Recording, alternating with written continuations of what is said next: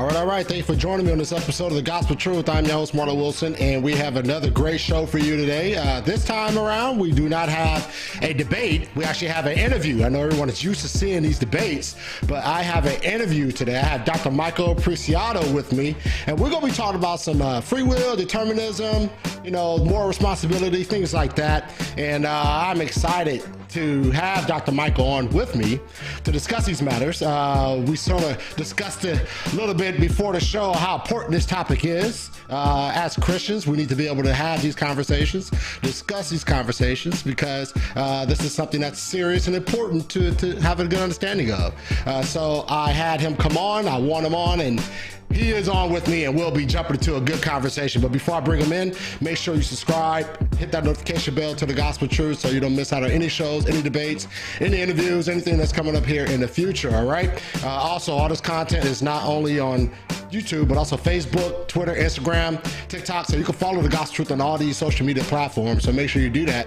Support the ministry with a follow or a like on those platforms, all right? Also, if you'd rather just listen to the audio, we do have the podcast option for you. iTunes, Google Play, Stitcher, Spotify, so make sure you are flooring over there to those podcast options, all right? That said, as always, I have some shows here coming up here in the future that I want you to be aware of. All right. Let me start it from the beginning. All right. Coming up after this interview, in about a week or so, is full preterism true? I have Jeremy Howard versus Elvin Chandler. So make sure if you're interested in this topic matter, that you don't miss out on this. And the way that you don't miss out on it is by subscribing and hitting that notification bell. After that, I have another interview, Dr. James Anderson. Love this guy. This guy's great. And we're going to be discussing determinism and open theism. All right. So I have two great philosophers on the show. I have Michael today, and then in a couple of weeks, I'll have Dr. James Anderson discussing open theism. So I hope you guys are looking forward to it as I am. All right. After that, did Jesus have two natures? I have Carlos Xavier versus Samuel Neeson. This is going to be a fun debate. All right. Both of these guys are experienced debaters, and this topic is always fun. All right. Always fun to discuss. So make sure you are looking forward to this one as I am. And after that, I had the part one of this debate some months ago, about a month or two ago. And the guys are finally going to be going for the part two. The topic was, does the Gospel of Matthew teach Jesus is God? So they're going through the whole gospel. They did the first portion of Matthew last debate. And so this debate, they're going to do the second portion of Matthew. All right. And once again, the topic is, does the Gospel of Matthew teach Jesus is God? So I am looking forward to this. All right. And lastly, The Gospel Truth is doing a fundraiser. I'm trying to raise money for audio equipment and video equipment to take on the road and do stuff on the road.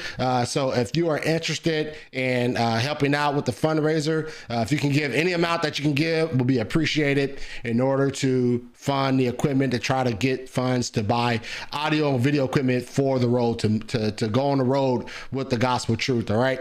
Nonetheless, that is all the announcements that I have. But I do want to introduce my guest, here.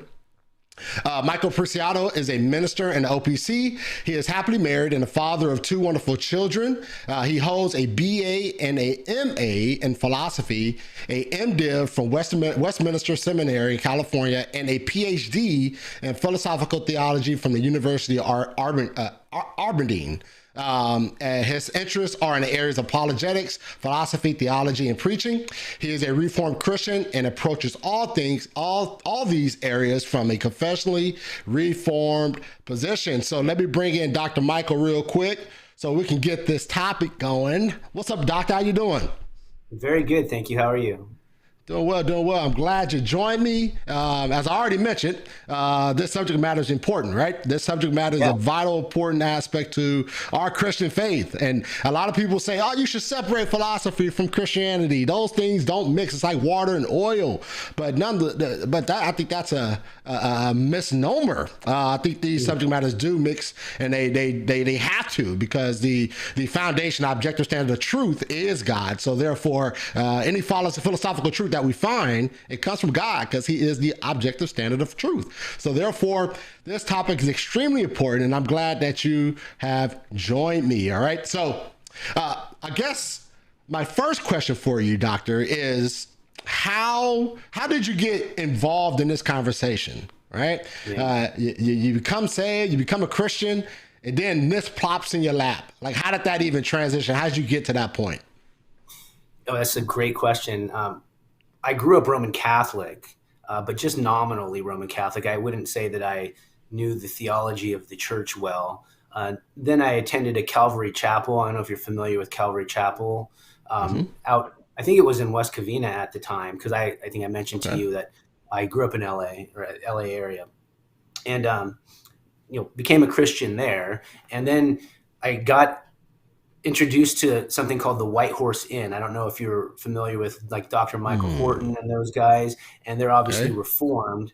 And I started to have a really big struggle between the issue of free will as it was taught at Calvary Chapel, or a more Arminian view, and what they were Okay. teaching as the confessionally reformed view.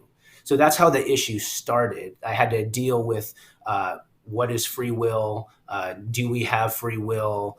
Is God the author of sin? Those kinds of things, pretty much from the beginning of my Christian life after conversion.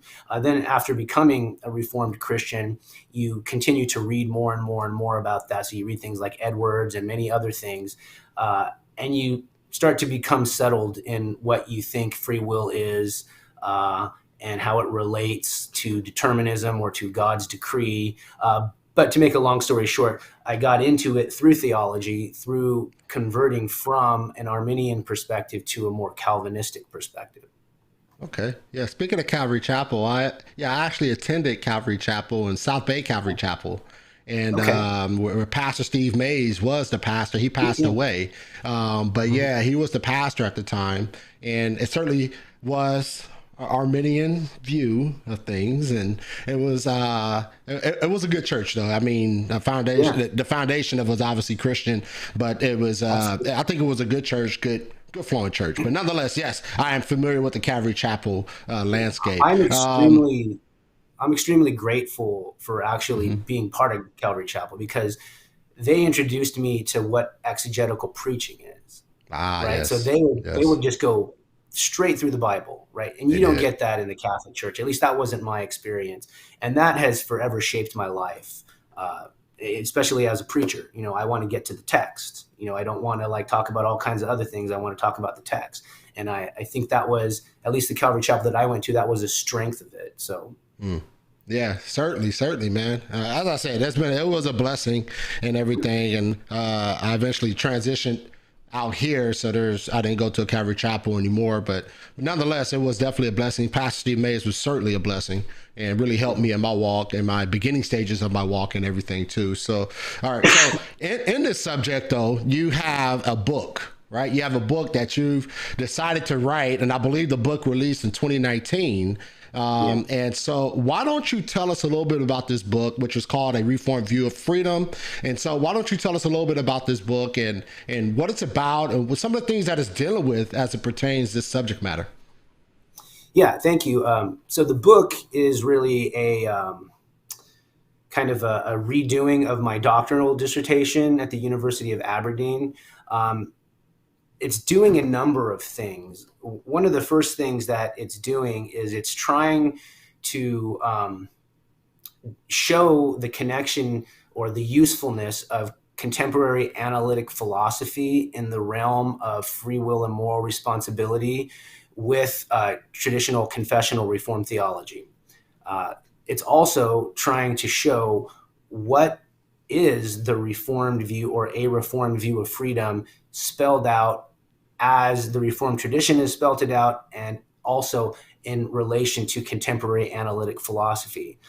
It's also attempting to show that there has been continuity in the Reformed tradition all the way from Calvin to Jonathan Edwards and up to Bavinck and many others, that the Reformed tradition on free will hasn't changed really. I mean, someone like a Richard Moeller has made the argument that Jonathan Edwards departed from the Reformed tradition, and I have a whole chapter on how that, at least I don't think that that is the case. So I'm kind of trying to tackle a number of things in the book, and those are some Okay. of them.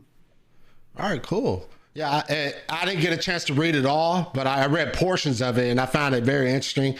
And particularly the way you broke down the different type of what's what we're looking for, the different types of conditions, right? So you broke down a sourcehood condition, alternative condition, possibilities, alternative possibility condition, reason responsive, guidance control.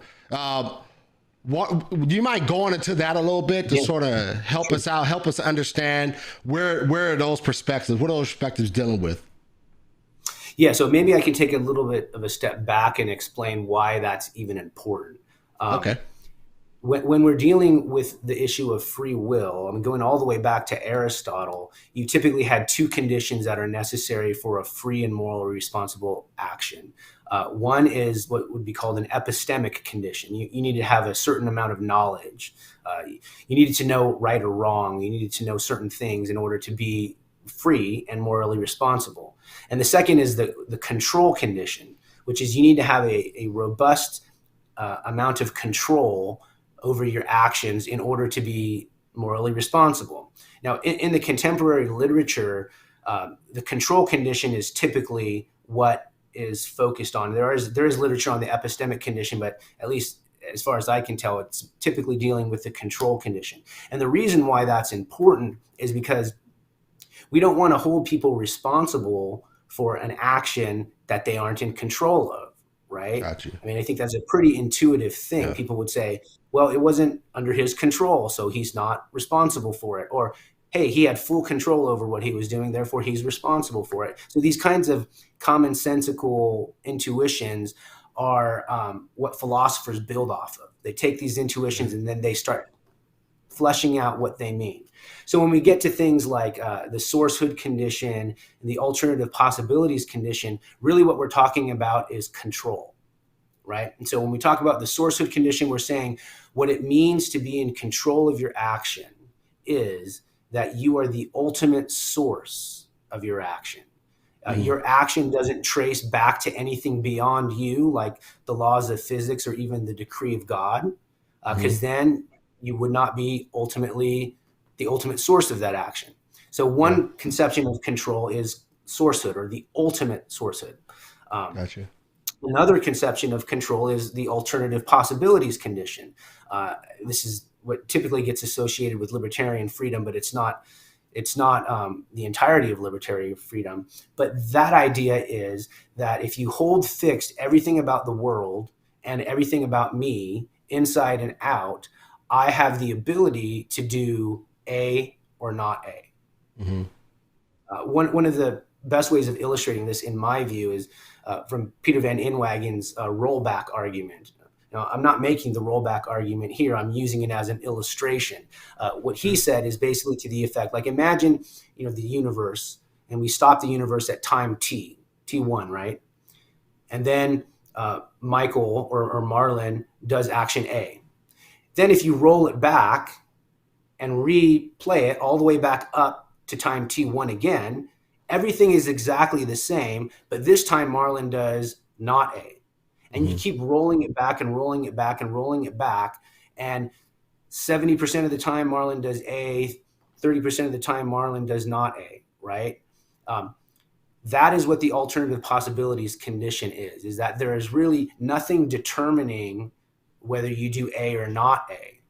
Okay. Does that make sense? Yeah, that makes sense. Okay. Yeah. It's oftentimes Okay. That makes sense. And that sounds like you said, that sounds just like with what we hear is almost like mainstream now Christianity. It's like you have to have the ability to do, I guess, the alternative or a contra-causal in order to really be accountable for your actions. So am I understanding that correctly? The That's alternative? exactly right. Okay. Yeah, and it's in that particular sense, though, that the libertarian would affirm it, because the compatibilists, various compatibilists affirm a sense in which you have the ability to do otherwise, but never that sense. That's what distinguishes the libertarian from the or one of the things that distinguishes us. Okay. So then, if that's clear, the next one was, what did you say? Yeah, I think you said reason, responsiveness, guidance, control. Yep. Okay.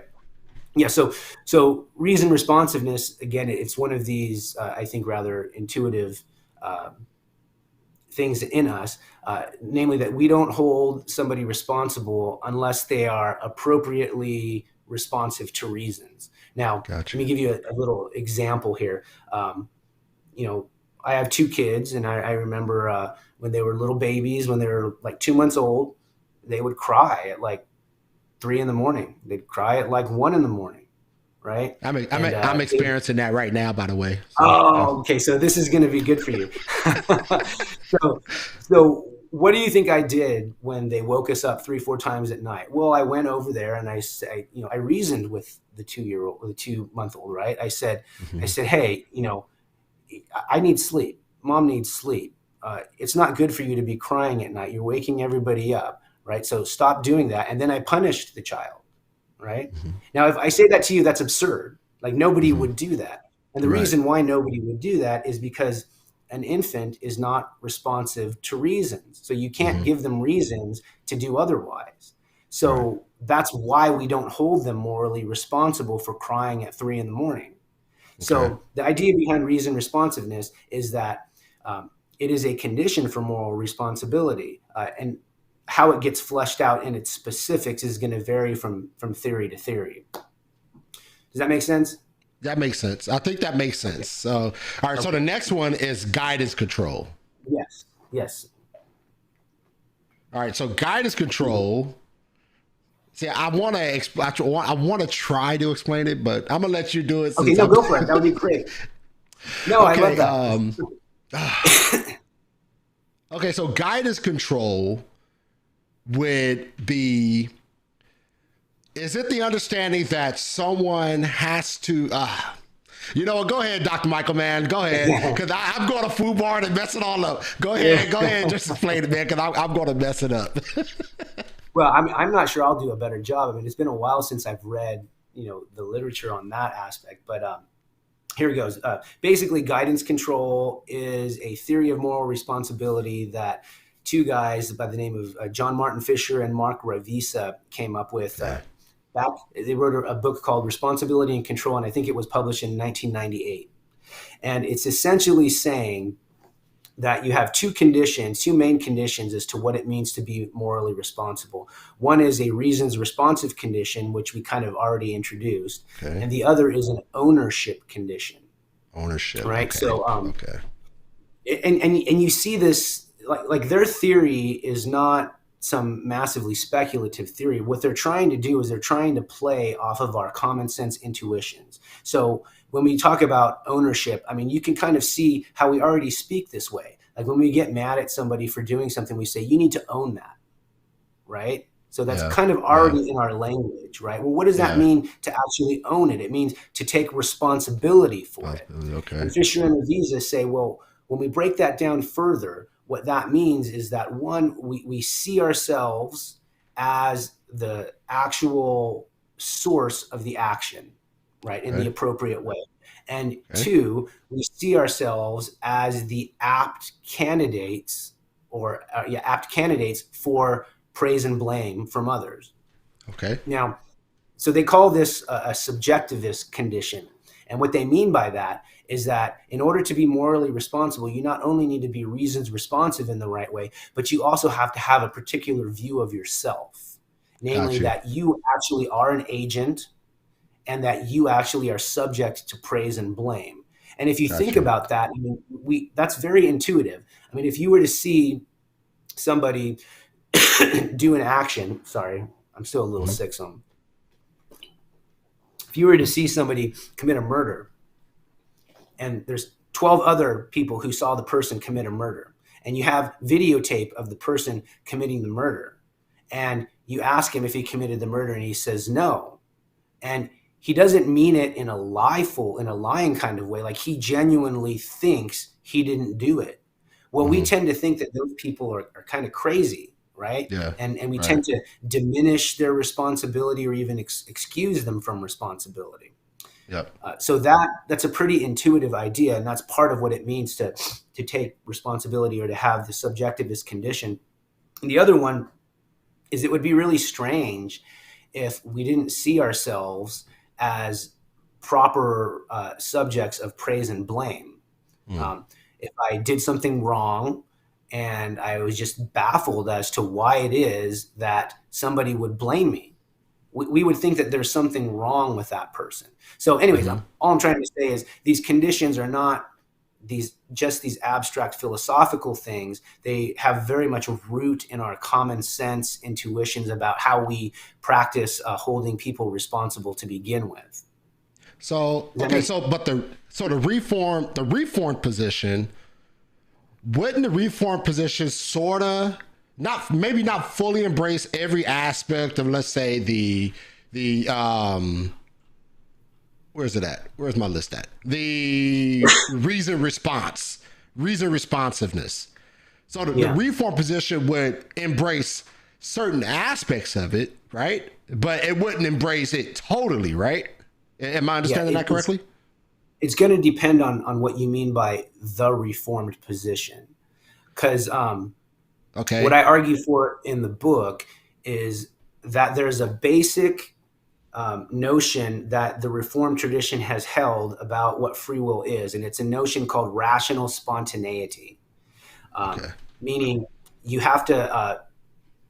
The what I argued is that the rational aspect is the responsiveness to reasons aspect in a primitive form. And the spontaneity or willingness is the non coercion or doing it unimpeded aspect of that. So, from there is a number of different theories of reason responsiveness or ownership that are compatible with that basic notion of rational spontaneity. So, I would say the heart of the Reformed confessional position is rational spontaneity, and that's compatible with a plethora of different contemporary theories of reasons responsiveness and ownership and things like that. Okay. Okay. Fair Does enough. that Fair make enough. sense? I think that does make sense. I think it does make sense. Also, audience, if you have a question, we will be taking questions. So if you have a question that, throughout the discussion that pops up and you say, I want to get more in depth on that one, feel free to put the question up, tag at the Gospel Truth so I can see it. It highlights my name. So make sure you do that, and I'll ask Dr. Michael the question. All right. All right. So moving on. Okay. So also in your book, you say that the Reformed theology is compatibilism or semi-compatibilism, right? Right. All right. So, so I wondered this, and I've heard people say that they're still Reformed, even though they hold to a libertarian free will position, Yeah. right? I've heard that. I don't hear it a lot, but I've heard it. And I've always wondered, like, what? It didn't make any sense to me. But perhaps you can unpack that a little bit. First, break down what we're talking about when we say compatibilism and semi-compatibilism. What is the difference between those two? What separates the two? And is it possible for someone who holds to a libertarian free will position, are they reformed? Could they be considered reformed? What are your thoughts on that?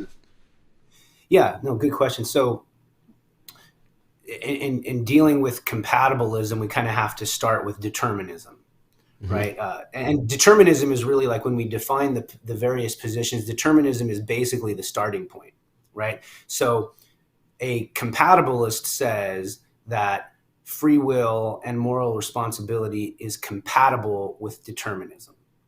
An incompatibilist says free will and moral responsibility are not compatible with determinism. So in the incompatibilist segment is where the libertarian would be. He would say that they're incompatibilists and we have free will, whereas a hard incompatibilist would say we don't have free will and they're incompatibilists. Now we can talk about those distinctions more. I'm just trying to lay a broad groundwork so we can talk about compatibilism a little bit. Got you. The semi-compatibilist is going to say, well, the freedom to do otherwise is not compatible with determinism, but moral responsibility is compatible with determinism.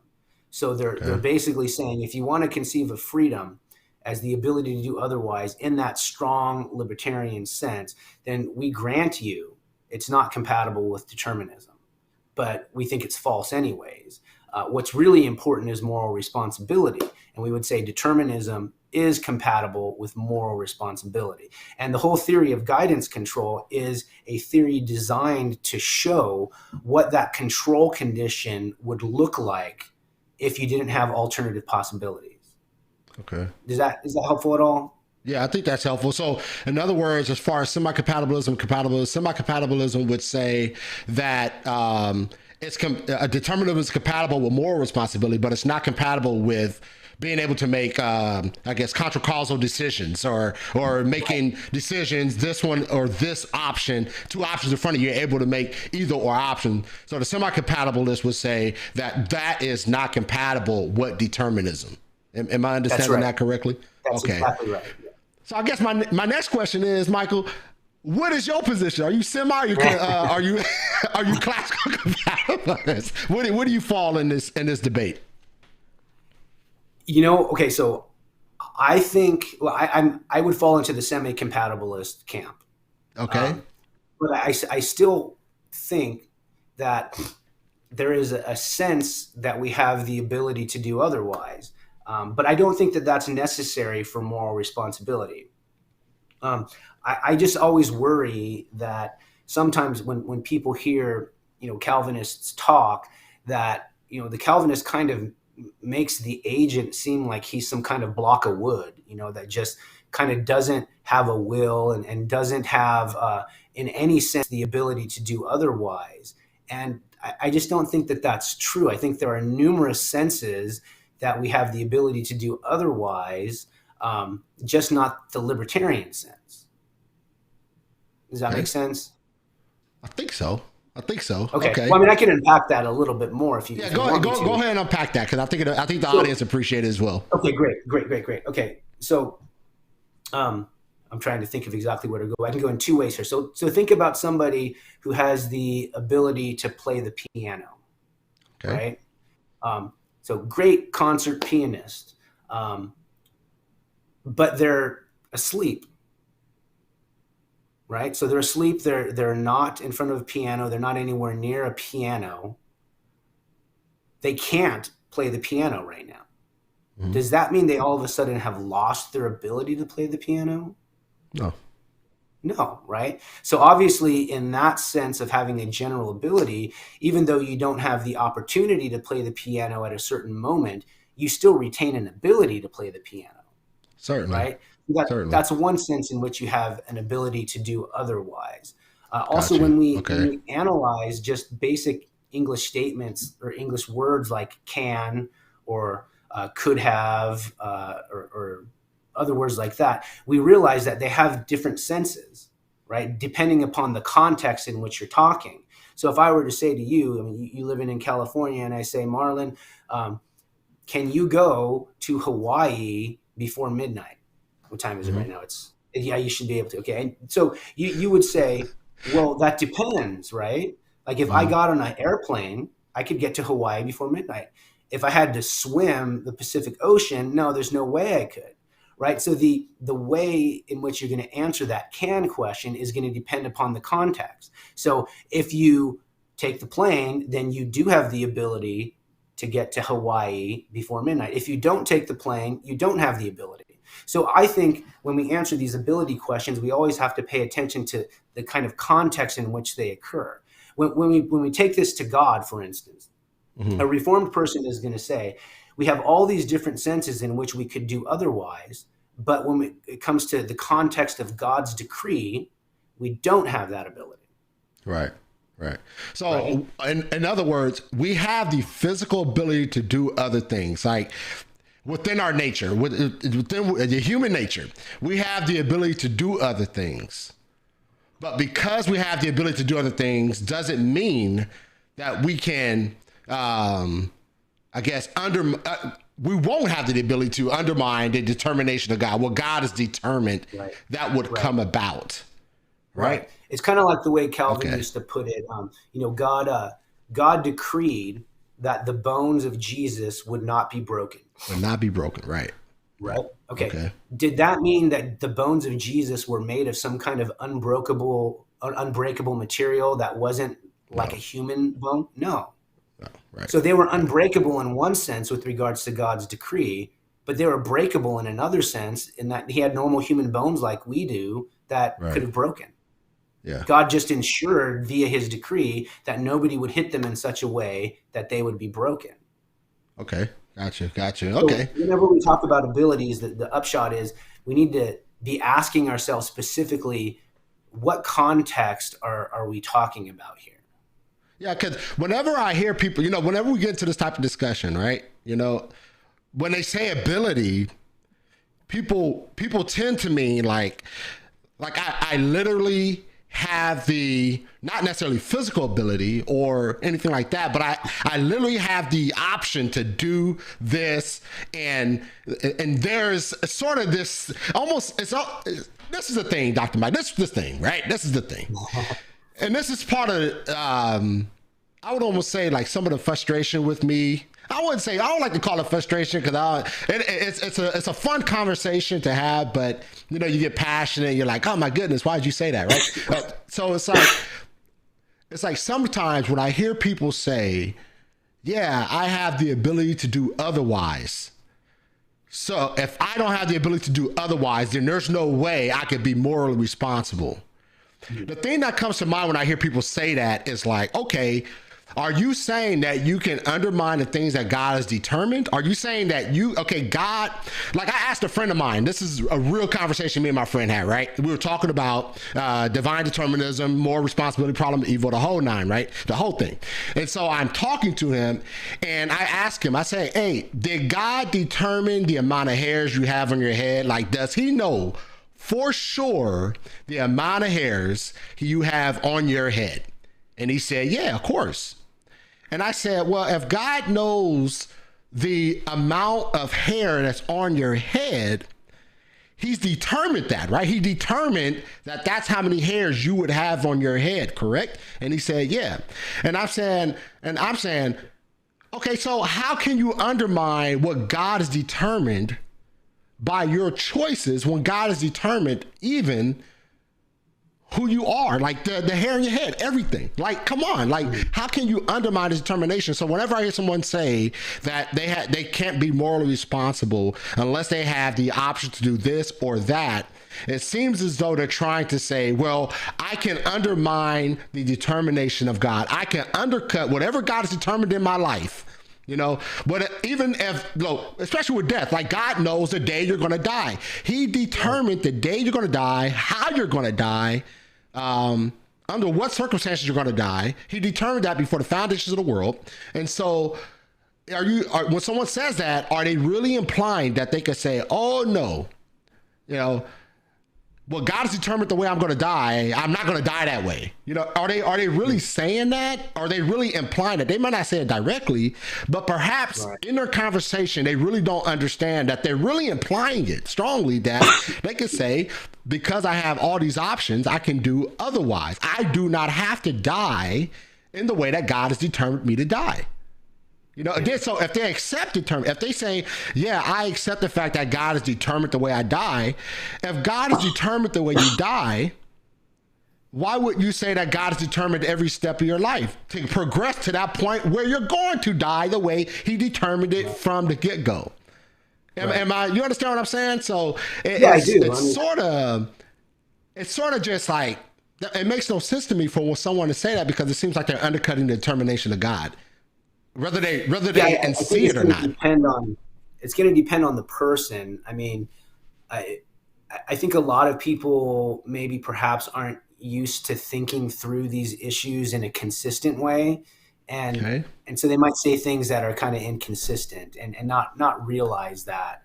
And I think that's a common phenomenon. I'm sure I do that all the time in various ways. But I think you're right in the sense that from a Reformed perspective, what we want to say is, look, if God, and the Bible says this clearly, right? God has decreed it, God has planned it. Who can thwart it, right? You cannot thwart God's plan. There's a kind of necessity to it that is such that it will happen as he has decreed it to happen. And to say I can do otherwise in the specific context of God's decree is to say, I can thwart God. Yeah. Yeah. And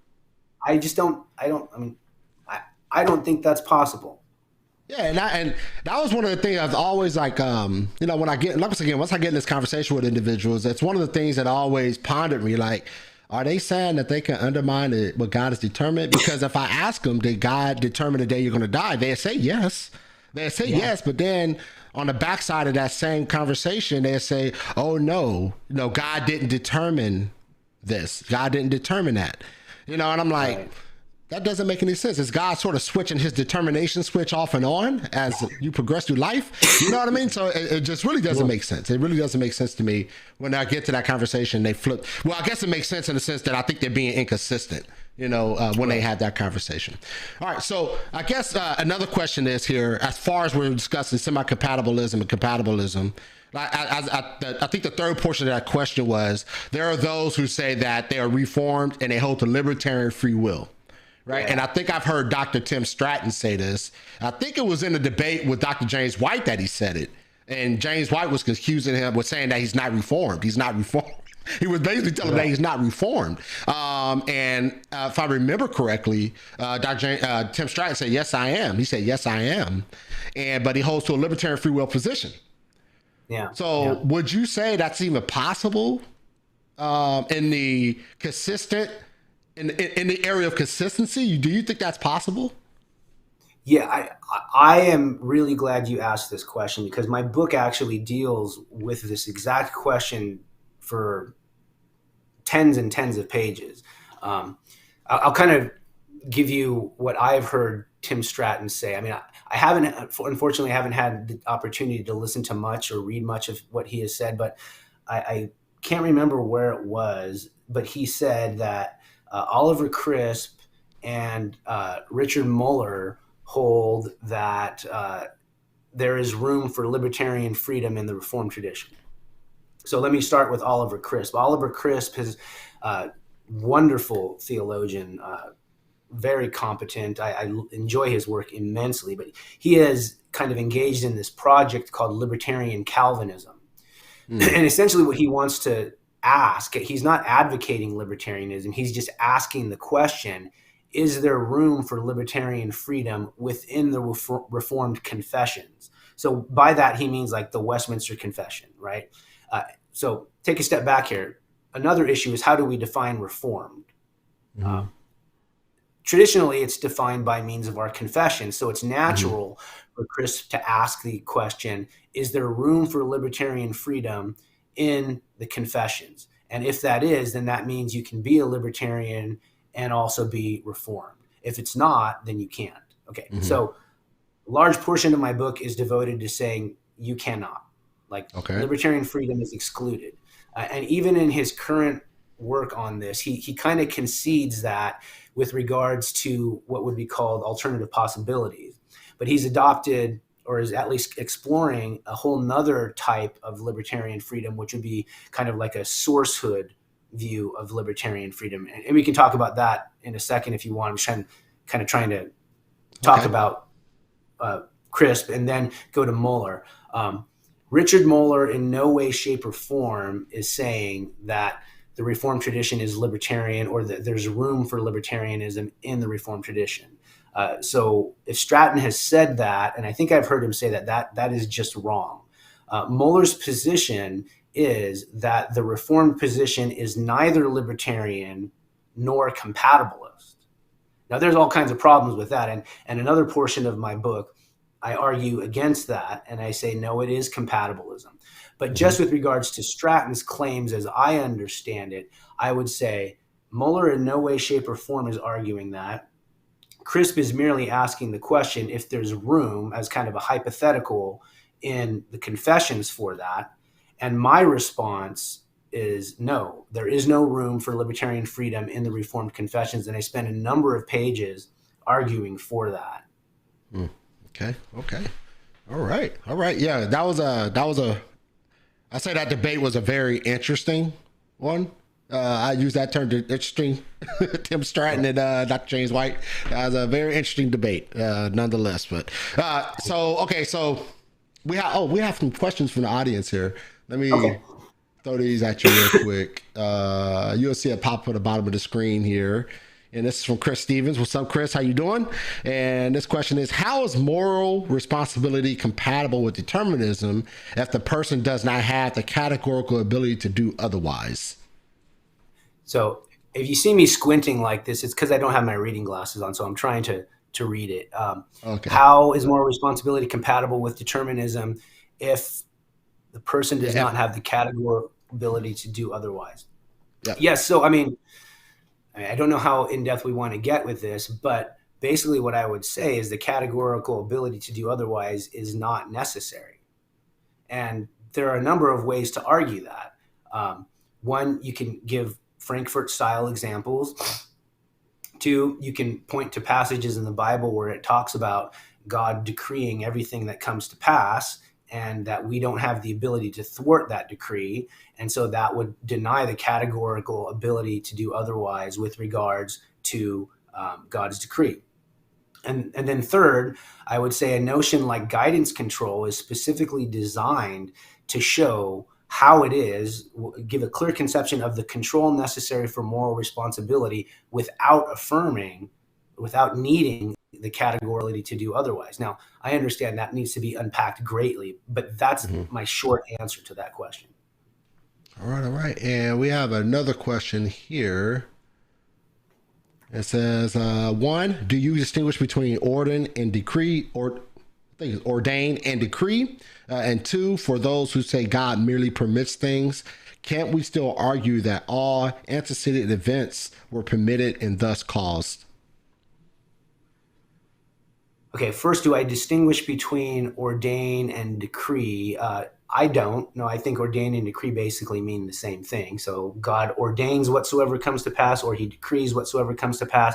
Now, Mhm. that's not to stop anybody from, adding a different sense to ordain and decree if they want to. I just think the way it typically is used in Reformed theology is that ordain and decree are synonymous. Two, for those who say God merely permits things, can't we still argue that all antecedent events were permitted? Yeah, I'm not sure I really understand this question. Events were permitted and thus caused.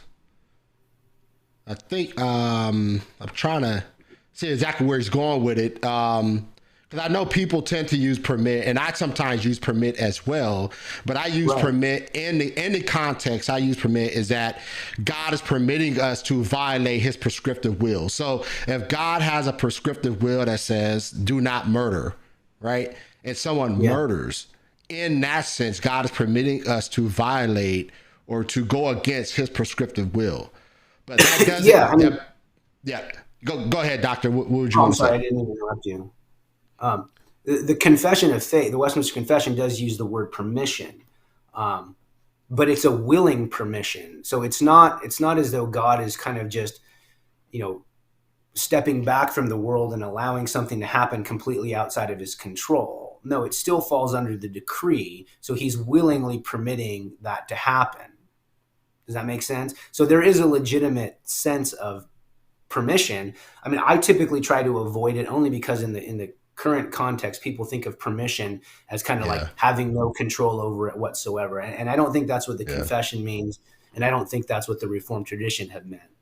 Yeah, and a lot of times, even open theists would have a problem. Even libertarian, because open theists and libertarian free will sort of mingle in the same camp, if you will. So it's you have some libertarian free willers. Can I call them free willers? Libertarian free Yeah, of willers. course.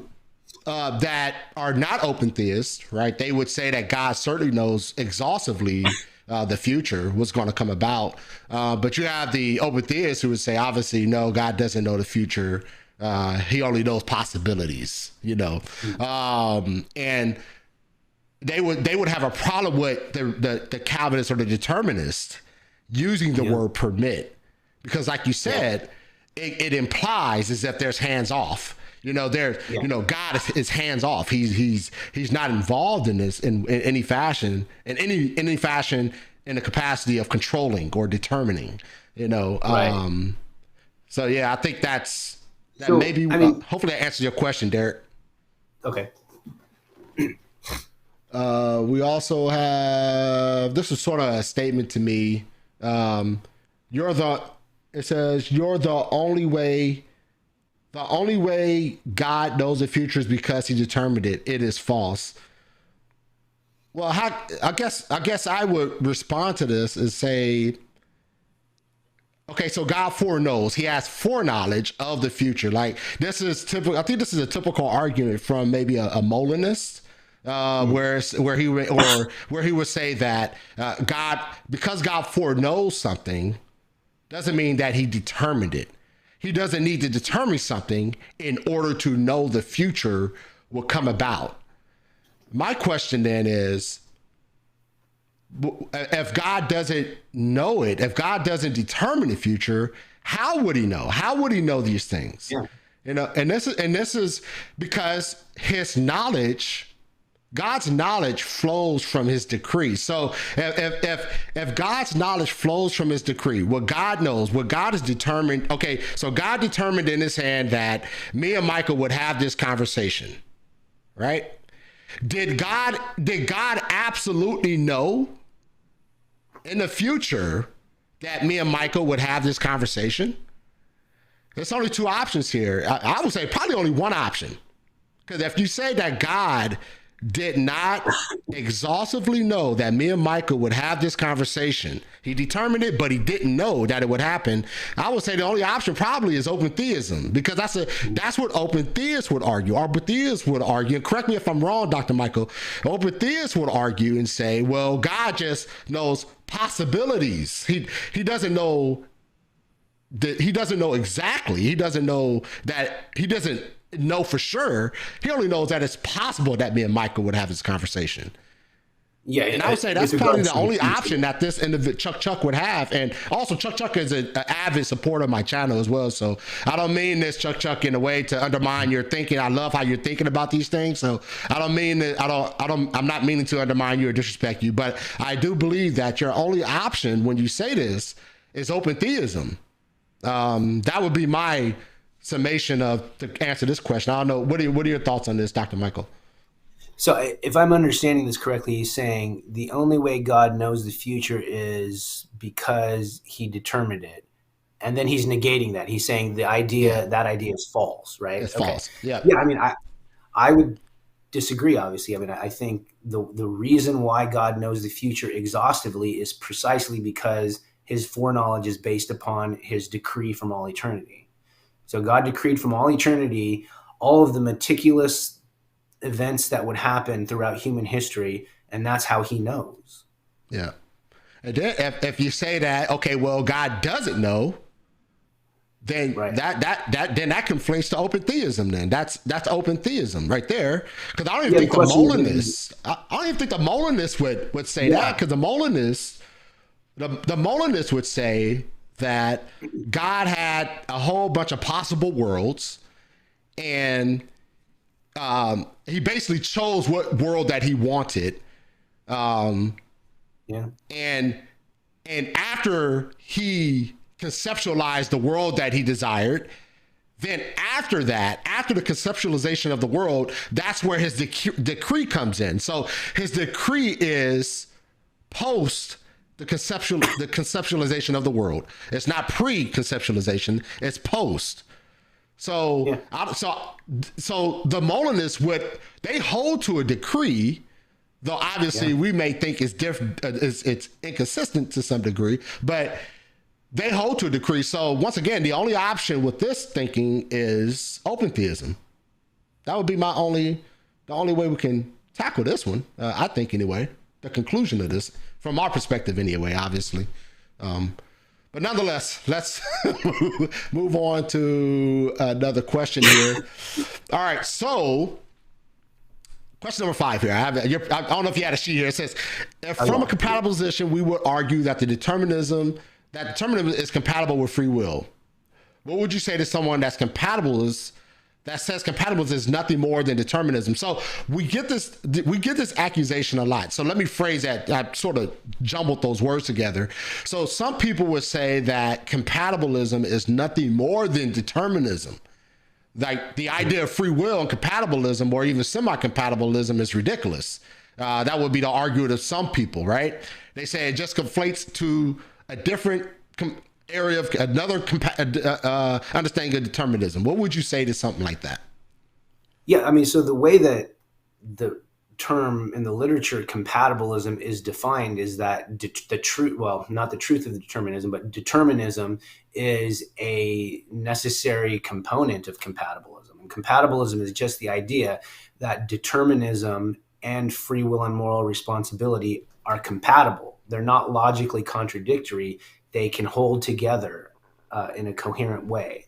So to say that compatibilism is just determinism is just false. I mean, it's not true. By definition, it's not true, because the definition of compatibilism is that determinism is compatible with free will. Yeah, I guess what people tend to go with this is that, okay, so we'll say, okay, we believe that free will and compatibilism free will and determinism are compatible together. And I think what people do, I think when they say this, I think they're implying, they're saying they're spilling over moral responsibility into that as well. So they're saying like, determinism, God's determining all these things that happen, and there's really no free will to make a moral decision. What's really happening is that God is determining all these things. So this idea of compatibilism is false, because I think they're not dealing with the definitional aspect of compatibilism, what compatibilism is definitionally. I think they're just sort of spilling in the moral responsibility onto the definition and not allowing for an exhaustive explanation on this topic, on this subject matter. Yeah, and I think oftentimes what happens is people talk past each other because they're not defining their terms. Very often what happens is people are assuming a libertarian conception of freedom. And then when they don't see the libertarian conception of freedom in a compatibilist view, they say, well, they don't believe in free will then, right? So therefore, determinism is kind of excluding free will. Well, I mean, the whole point of the debate is, what does free will amount to? And compatibilists have a view or different views of human freedom that are compatible with determinism. And their claim is that one of these views is what it means to be free. So you can't just assume a libertarian view, excuse me, and then say, well, you don't hold to my view, therefore you don't believe in free will. I don't know if that makes sense.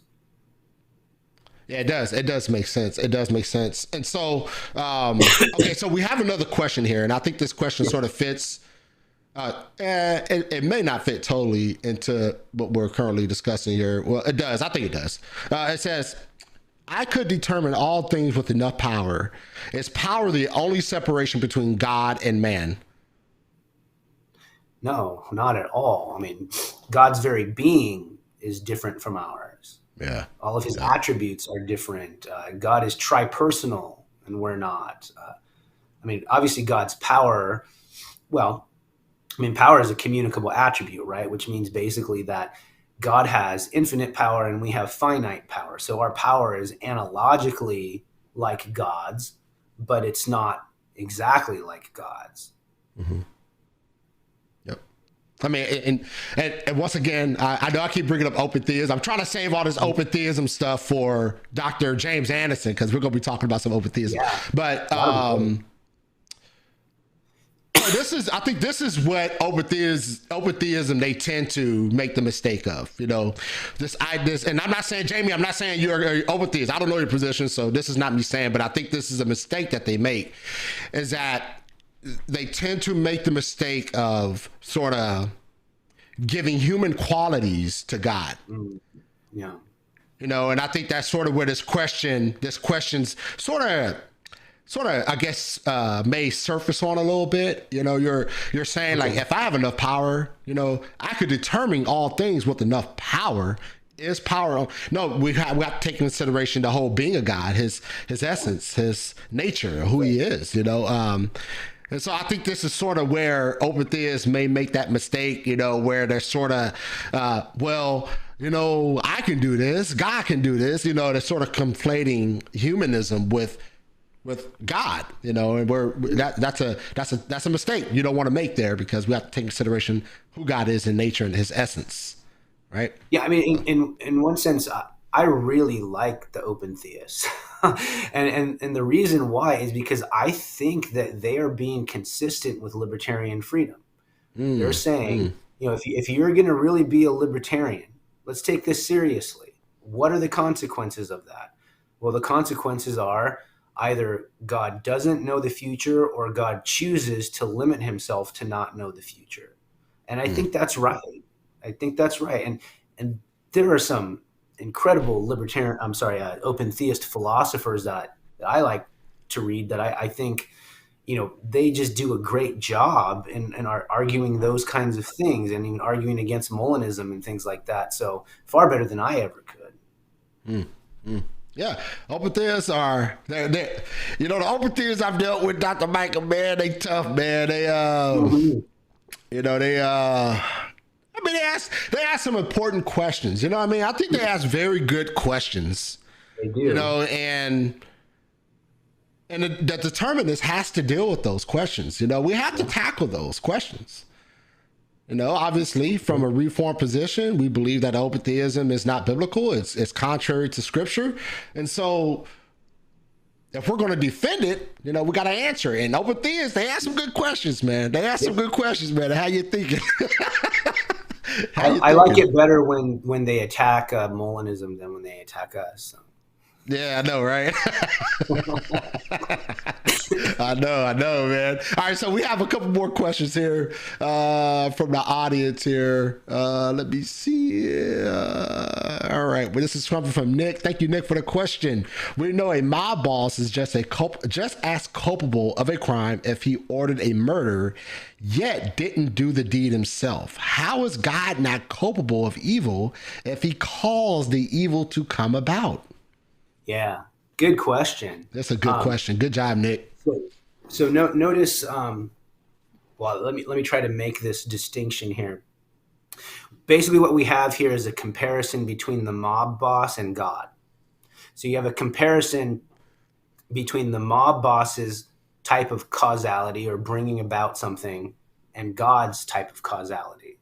So it's basically saying the mob boss's causality is the same way God brings it about. And so that's why it's hard to see how God is not just as culpable as the mob boss. Now, what if it is the case that God's causality is not like our causality, that it so far transcends our causality that when God causes something, it's not analogous to the mob boss. It's not the same thing as the mob boss. Well, then you lose that comparison. And then you lose the supposed intuition of God being responsible that's supposed to incite. And that's exactly what I would argue. I would say, or decrees or foreordains or causes, whatever language you want to use, in a way that is analogous to how we cause things, but so far transcends the way that we can cause things, that he's able to do it in a way that doesn't undermine moral responsibility. So let me give you some examples. We know God's causality is way different from ours just by creation. God created out of nothing. Mm-hmm. None of us can do that, right? Right. God sustains the universe. That's a cause. None of us can do that. It's showing, what I'm trying to do is give examples of how God's causality is so beyond ours that we cannot identify the two together. And when we identify the two together is when we start asking questions like this. Mm-hmm. The whole problem with the question, and I don't mean this in an insulting way, this is probably a wonderful person, but just as a fallacious way of reasoning, is to identify or to say that the only way God can bring things about is the same way that we bring things about. Right. And then that gives rise to then to the idea that, well, God must be responsible because I'm responsible when I do that. But if God's causality is different, then that all goes away. Yeah. Yeah. Does that make sense? Yeah, that makes sense. I think that's a great way to answer the question. I think another aspect of this, Dr. Michael, is that, so, all right, let's say that God brings about someone being hurt, however you want to imagine that. It is what it is. Someone being hurt. From our perspective, when God determines that to come about, he ordains that to come about in that person's life, we say, oh my goodness, what a horrific thing. Oh, why would a loving God determine such a thing to happen, right? Yeah. But then, and I'm sure we've all experienced this, but then we'll see that same person that was hurt start a ministry or start a charity or whatever it is, right? And through that ministry or through that charity, many people come to be saved. So it's one of those things where we have to tread very lightly on what we say, because we're making a conclusion. We're saying a loving God would not allow that to happen, would not determine that to happen, but we don't see the end result. We have to understand that God does see the end result, because he knows the future exhaustively. So if he knows the future exhaustively, he knows exactly why he's determined that situation to come into that person's life. Yeah. It could be the most horrendous thing, but nonetheless, God has a specific purpose for determining these things to come about in this person's life. That is not saying that God is guilty of the act. That is not God saying God is pulling the trigger. That's not what we're saying here. But we are saying is that God had a purposeful reason for these things to come about. And so I think it's a little presumptuous for us to say, as humans, to say, well, a loving God would never do that. Well, certainly we don't know that. Like, we don't know what God has determined. We don't know. Because Christians die every day. Christians die every day with cancer. And if you've ever been around a cancer patient, it's a slow and painful death. This is not, it's painful, And so, yes, we think about the moral evils, but what about the natural evils, right? What about the natural evils that cancer is considered a natural evil? So what about those evils? We focus on the moral evils. What about the natural evils? And those can be just as egregious and tough to deal with and hard and painful as the moral evils, So I don't know. It kind of, I think we're overstepping our bounds whenever we say stuff like that, But yeah. So we have I have a question here. All right, we already talked about the sourcehood condition, those guys right there. So now where does the reform, I guess we sort of dealt with this. Where does the reform position fit into all this? So we broke down all of the different responsible control, things like that, all the different concepts. Where does the reform position fit into all this? Do we just say, we just throw all the baby out with the bathwater? Are there certain aspects of it that we adopt and we say this fits within Reformed theology or the Reformed position? Or what are your thoughts on that? Well, the argument of my book is that the Reformed confessional position is to reject the ultimate sourcehood condition, reject the alternative possibilities condition, to affirm some form of reason's responsiveness theory, and to affirm some form of ownership condition. Now, that gets played out in different ways. Guidance control is one of the ways in which that gets played out. But you can conceive of other theories of moral responsibility that might fit those bills just as well. Okay. And here's another question here from the audience. If God determined and decided what you would do, then he made us as robots. No free will, no choice in the matter. So what I do is God's fault, good or bad?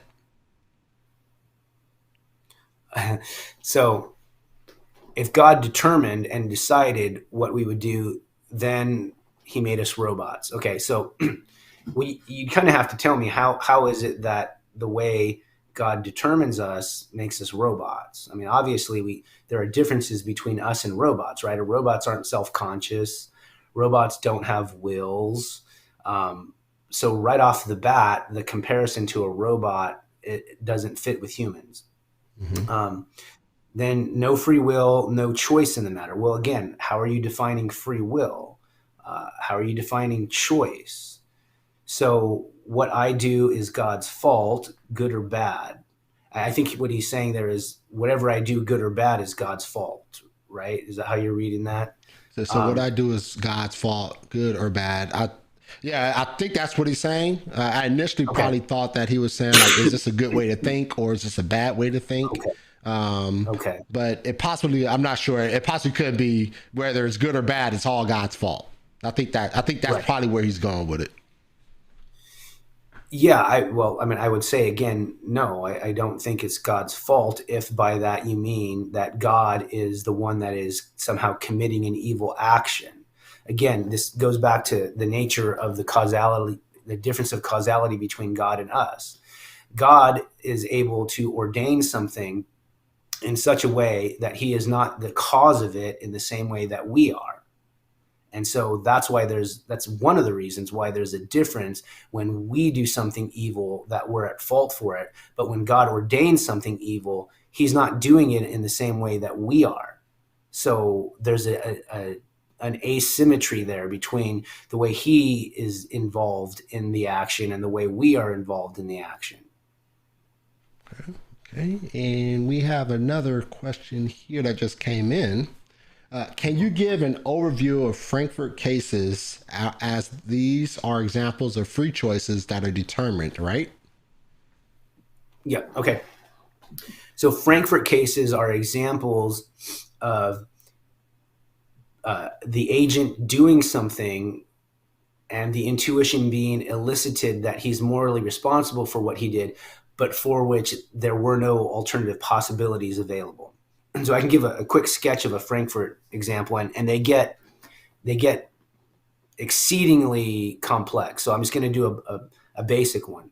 The typical one is, you have Black, who is some kind of nefarious neurosurgeon who has implanted some kind of device in White's head, such that he can monitor the way that White is thinking and the way he is going to decide to either vote for Trump or to vote for Biden, right? Mm-hmm. So he goes in to so Black wants him to vote for Biden, okay?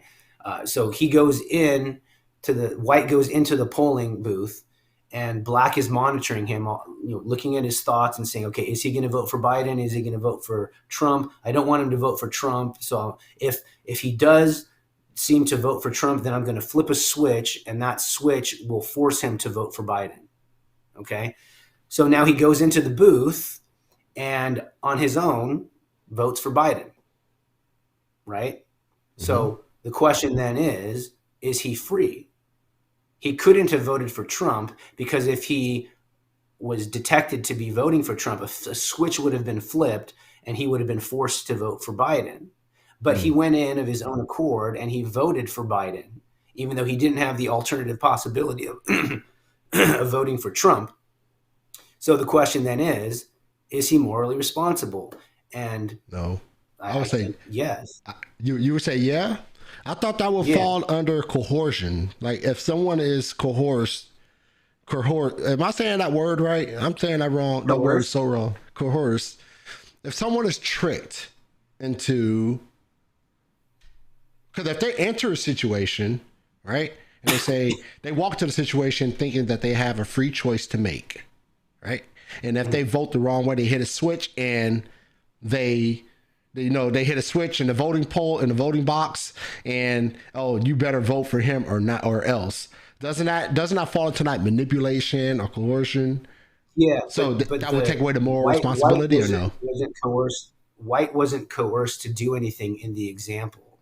Ah, He got you. he Okay, did it on okay, his own, right? got you. So he Okay. did it on his own. But if he had chosen to vote for Trump, then the switch would have been flipped, and he would have been forced to vote for Biden.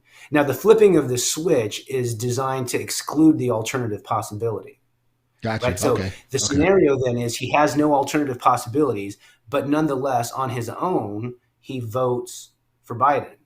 Ah, And got you. Okay. Okay. the intuition is, well, yeah, he's morally responsible for what he did, even though he didn't have alternative possibilities. Got you. Okay, I understand that. Okay, I agree with you on that So one. Okay. that's a rough and ready Frankfurt example. They get more complex, but those have actually been pretty revolutionary in the free will literature. I mean, it has caused even a number of libertarians to reject the alternative possibility condition. So I'm not sure if you're aware of this. There's a whole another form of libertarianism, which are basically called uh, source libertarians. So they would reject the alternative possibilities condition, and they would say, really, all that you need to be free is just to be the ultimate source of your action. And that's incompatible with determinism. So these examples have exerted a huge influence upon the literature and upon the thinking of libertarians and compatibilists. So I, I'm of the opinion that they can get so complex that they become worthless. Mm, But if you understand the basic gist of it, it can be compelling for many people. I don't think it's going to convince somebody who's a diehard libertarian, but I think somebody who is a compatibilist already can kind of have his intuition shored up. And I think somebody who might be more neutral might be susceptible of being convinced by an argument like that, especially stated better than I did. I don't think I did a good job stating that example. But if it's stated well and if it's stated clearly, I think it has a lot of persuasive power. okay. Cool. Cool. Cool. So this is funny right here. He said, "So black is a Democrat, huh?" He had, he said, Yeah. so black is a Democrat. Funny, man. Funny stuff. All right. So this would be the last question I have for you, Doctor. I don't want to wear your voice out too much. I hear you coughing over there.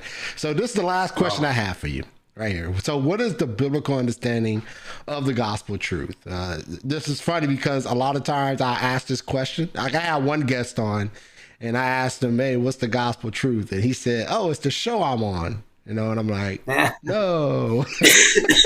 So I'm like, "No, that's not what I referred to. I'm talking about the biblical understanding." So what is the biblical understanding of the gospel truth? Well, if I understand the question, you're asking, what does the Bible say about the gospel? And what the Bible says about the gospel is that Jesus, who is the Son of God, the second person of the Trinity, became incarnate. He lived a perfect life of obedience to God's law, and that perfect life of obedience is imputed to whoever believes in him. He also died as a sacrifice for our sins on the cross.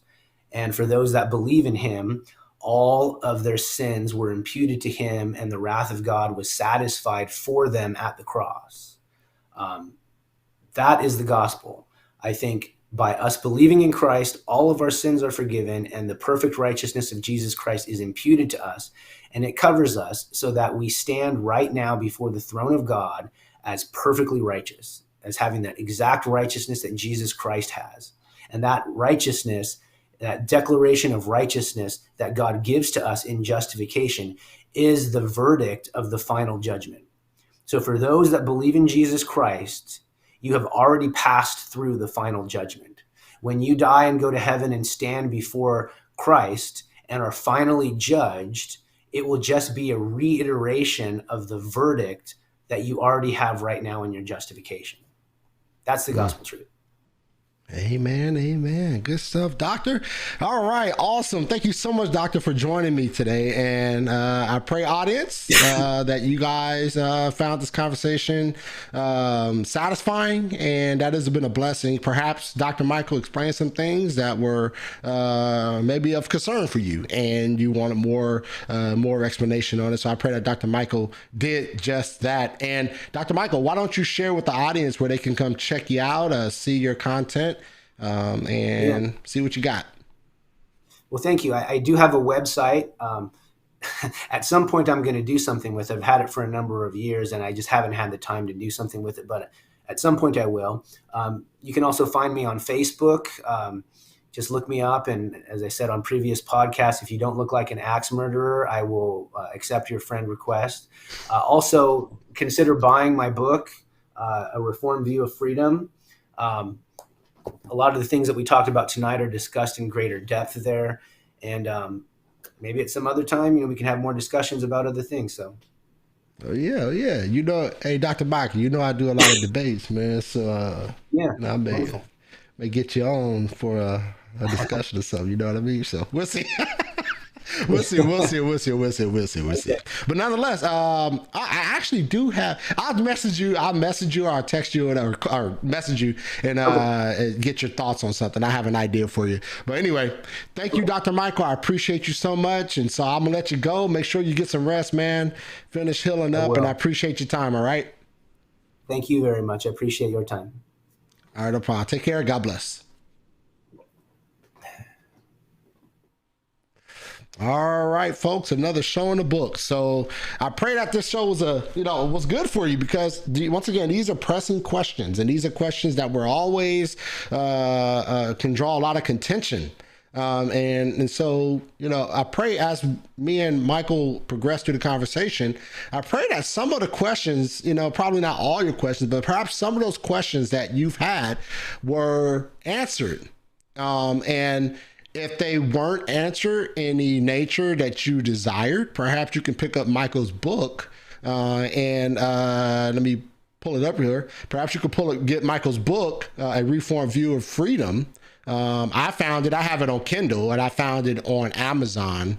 So I'm sure you can get the hard copy. I think there's a hard copy for it and a paperback, I believe. So if you desire the book in your hand, you have that option of getting the hardback or the paperback. Or if you're like me, who don't mind the digital copy, you can get the digital copy on Kindle. So I have the digital copy. But nonetheless, if you want a more exhaustive explanation on some of the things that Dr. Michael discussed, perhaps you can pick up his book, man. Go ahead and support him.